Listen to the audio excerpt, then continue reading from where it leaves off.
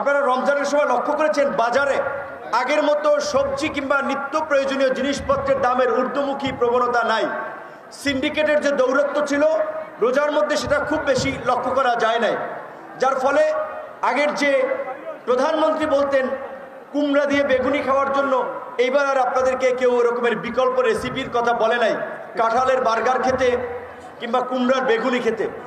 সেজন্য আমরা অন্তর্বর্তীকালীন সরকারকে, ইউনূস সরকারকে ধন্যবাদ জানাই।